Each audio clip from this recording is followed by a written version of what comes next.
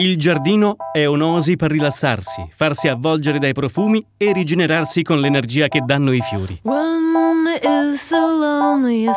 L'esperto paesaggista ci aiuta a scegliere le piante, osservando quelle spontanee, scegliendo quelle più resistenti, unendole anche a quelle specie esotiche che vivono bene nei nostri climi.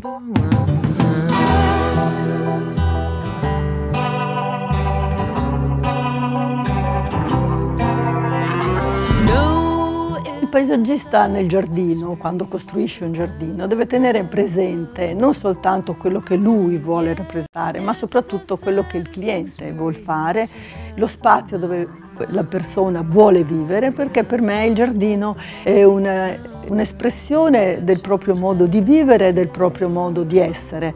C'è chi ha i bambini, c'è chi invece vuole avere un luogo tranquillo dove studiare, dove leggere, qualcuno vuole ritemprarsi in mezzo ai fiori, in mezzo alle piante, in mezzo alla natura.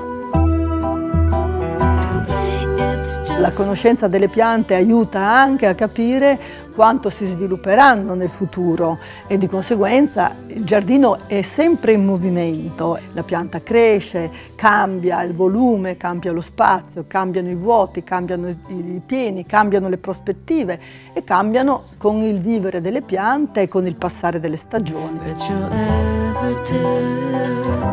Le piante mediterranee così resistenti alla siccità sono veramente l'ideale per creare la struttura portante del giardino, per cui non so, il mirto, il corbezzolo, il lentisco, sono tutte piante estremamente, la filirea, l'olivo, sono veramente delle piante estremamente interessanti.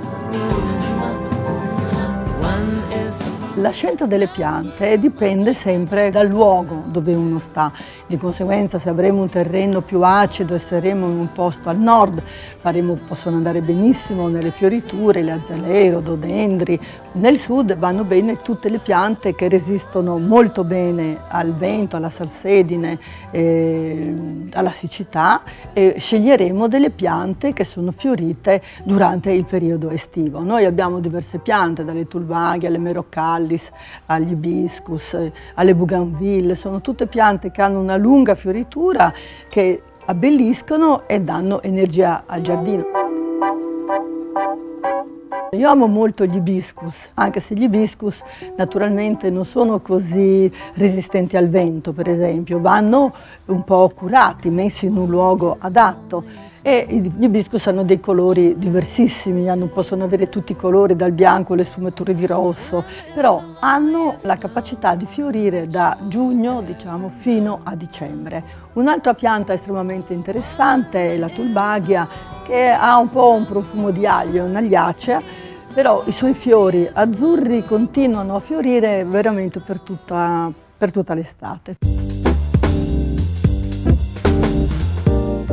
È molto piacevole anche inserire degli elementi esterni come delle sculture. Io amo molto le sculture di Giuseppe Carta che sono fatte in alluminio, sono una fusione di alluminio che riflettono tutto il verde, i fiori, il giardino che sta intorno.